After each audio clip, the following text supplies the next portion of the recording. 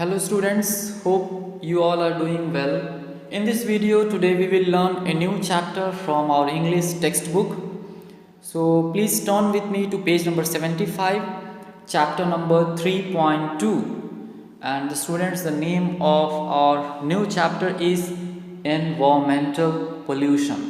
Environmental pollution. So students, ये एक बहुत ही important chapter है. Please listen very carefully and try to understand each and everything given in this lesson. ये lesson काफ़ी important होने वाला है. ये प्रेजेंट सर्कमस्टांसेस से जुड़ा है जो आजकल हम फेस कर रहे हैं. सो स्टूडेंट्स, हमारे चैप्टर का नाम है एनवायरमेंटल पोल्यूशन. तो स्टूडेंट्स, एनवायरमेंटल मीन्स क्या होता है? सो स्टूडेंट्स, आपके मन में एक क्वेश्चन जरूर आ रहा होगा कि व्हाट इज़ एनवायरमेंट, एंड कुछ स्टूडेंट्स को पता भी होगा कि एनवायरमेंट क्या है. सो हम कह सकते हैं all the physical surroundings on the earth are called environment. Okay, the environment includes everything living and non living. Okay, इसमें सब कुछ आ जाते हैं, लिविंग भी आ जाते हैं, नॉन लिविंग भी आ जाते हैं. People, animals, plants and all other living things rely on the non-living parts of the environment to survive. Okay, so environmental means हम कह सकते हैं पर्यावरण. Now what is pollution? Pollution क्या है? The action of making the land, air and water dirty and dangerous. Okay, हम land को, air को, वाटर को हम क्या बना देते हैं? उसको दूषित कर देते हैं एंड उसको डेंजरस बना देते हैं, so that all the creatures जो है they die. So that is pollution. उससे हमें भी हानि होता है एंड क्रिएचर्स को भी हानि होता है.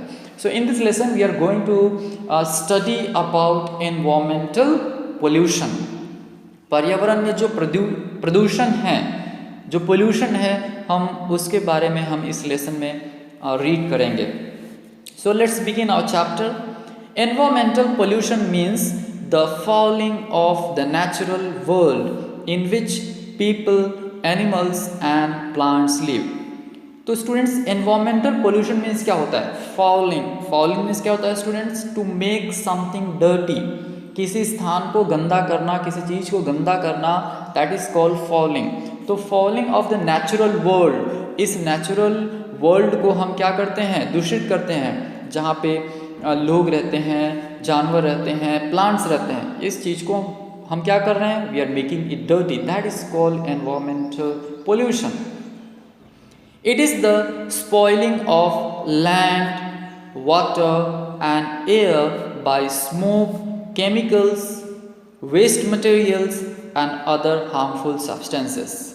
Now it is the spoiling, हम उसे स्पॉइल कर रहे हैं, ख़राब कर रहे हैं. किस चीज़ को? लैंड को ख़राब कर रहे हैं, वाटर को, एयर को, एंड किस चीज़ से ख़राब कर रहे हैं? Bye smoke. ओके, कितने सारे फैक्ट्रीज़ हैं एंड उससे क्या होते हैं? स्मोक जो है वो रिलीज़ होते हैं, तो वो इस एयर को डर्टी करते हैं. तो एयर को हम डर्टी कर रहे हैं बाय स्मोक. केमिकल्स, जो फैक्ट्रीज़ हैं उसमें से बहुत सारे केमिकल्स जो वेस्ट हैं वो बाहर आते हैं, तो उससे भी लैंड को हानि होती है, वाटर को हानि होती है. नेक्स्ट है वेस्ट मटेरियल्स. बहुत सारे वेस्ट मटेरियल जो हमारे यूज़ का नहीं है, जो डेली हम उसको क्या करते हैं? फेंक देते हैं, या किसी भी फैक्ट्री से, इंडस्ट्री से उसको फेंका जाता है, तो वो सब waste materials and other harmful substance. और भी बहुत सारे ऐसे सब्सटेंस जो किसी काम के नहीं है बट वो एनवायरनमेंट के लिए काफ़ी हार्मफुल है. तो ये सब चीज़ जो है क्या करते हैं? एनवायरनमेंट को गंदा करते हैं. They make it dirty and dangerous, जैसा कि हमने आपको पहले बताया.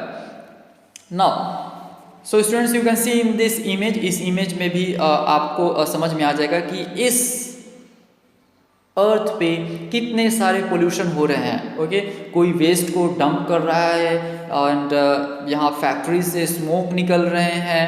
तो ये सब चीज़ जो है, ये इमेज हमें बता रहा है कि how we are making this earth dirty. हम अपने इस नेचर को, मदर नेचर को कैसे दूषित कर रहे हैं.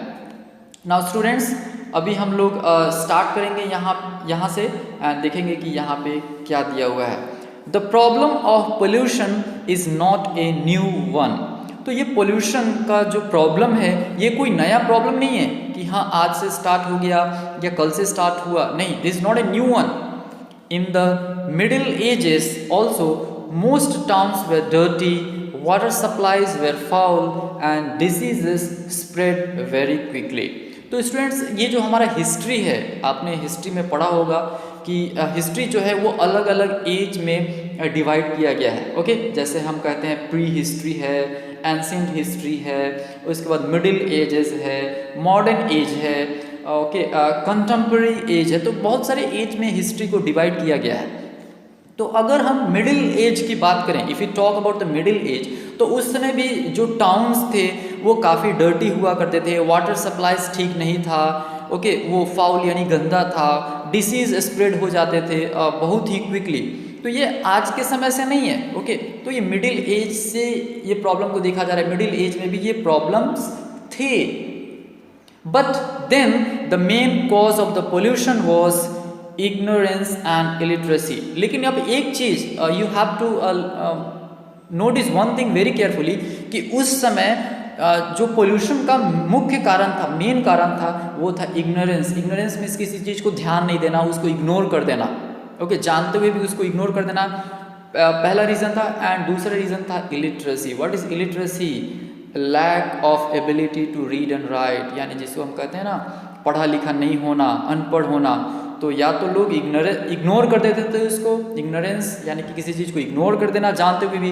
एंड दूसरा रीज़न था इलिटरेसी, उतनी एजुकेशन की ये फैसिलिटी नहीं थी, लोग पढ़े लिखे नहीं थे. तो ये दो रीज़न थे जिसके कारण उस समय पोल्यूशन होता था. लेकिन अभी क्या है वो हम देखेंगे. Now this causes have been remove to a great extent. लेकिन अब ऐसा नहीं है, बहुत हद तक इस चीज़ को हम पीछे छोड़ के आ चुके हैं. अभी हर इंसान चाहता है कि वो हम एजुकेशन को प्राप्त करें, ज्ञान को प्राप्त करें. ओके, ये रिमूव हो चुका है बहुत हद तक, great extent. Yet the problem of pollution still exist. लेकिन ऐसा नहीं है कि ये पोल्यूशन का प्रॉब्लम अब खत्म हो चुका है. No, it's not like that. अभी भी ये पोल्यूशन का प्रॉब्लम हमारे समाज में है एंड हम इस मदर नेचर को डर्टी कर रहे हैं. We are making it dirty. In fact the problem has become more serious than ever before. लेकिन यहाँ पे मेन चीज़ क्या है? पहले तो पोल्यूशन था, लेकिन अभी भी है. लेकिन अभी सबसे बड़ी बात यह है कि अभी ज़्यादा सीरियस हो चुका है. The problem has become more serious, कि ज़्यादा खतरनाक हो जाना दैन बिफोर, यानी पहले से तुलना करें तो ये पोल्यूशन काफ़ी ज़्यादा हद तक बढ़ गई है. Okay, Now it is not the result of any ignorance or illiteracy. और अब भी ये किसी ignorance का कारण नहीं है, किसी illiteracy के कारण नहीं है. ओके, जैसा पहले हमने देखा, it is not the result of any ignorance or illiteracy. तो क्या कारण है? It is the result of man's greed, selfishness and carelessness. तो यहाँ पे मुख्य कारण क्या है? इंसान का जो ग्रीड मीन्स एक लालच जो आ जाना अंदर, ग्रीड मीन्स काफ़ी लालच भर जाना. तो इंसान जो है अभी अपने बारे में सोच रहा है, सेल्फिश हो चुका है, उसे किसी दूसरे से मतलब नहीं है. ओके, इंसान जो है we never bother about animals, we never bother about plants. हम किसी चीज़ के बारे में नहीं सोचते. We never bother about our neighbours, even neighbour हम किसी के बारे में नहीं सोचते. हमारा जो नेचर है वो बिल्कुल सेल्फिश हो चुका है. एंड थर्ड रीज़न है हम केयरलेस हो चुके हैं, बहुत ही ज़्यादा केयरलेस हो चुके हैं. हमें कुछ पड़ी नहीं है किसी भी चीज़ों की. ओके, तो यहाँ पे 3 मेन रीज़न दिए गए हैं. पहले के समय में इग्नोरेंस था, इलिटरेसी था. लेकिन अभी लोगों के अंदर ग्रीड आ चुकी है, सेल्फिशनेस आ चुकी है एंड लोग जो है काफ़ी केयरलेस हो चुके हैं. तो ये 3 रीज़न है जिसके कारण पोल्यूशन का जो एक्सटेंट है वो काफ़ी हद तक बढ़ चुका है. Now we will see third paragraph. Third paragraph में क्या है? Okay, the pollution of land is due to the increasing quantities of industrial and household waste.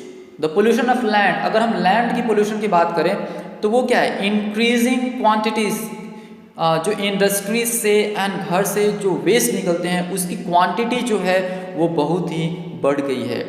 Every day, the factories produce new and different kinds of goods for people to buy. हर रोज़ factory में अलग अलग तरह के new अलग अलग प्रकार के सामान आते हैं ताकि लोग जो है उसके तरफ अट्रैक्ट हों एंड उसको खरीदें। तो फैक्ट्री जो है वो हर रोज़ कुछ नई चीज़ों को बनाती है, तो जब नई चीज़ों को बनाएंगे तो उससे वेस्ट भी नया प्रकार का निकलेगा।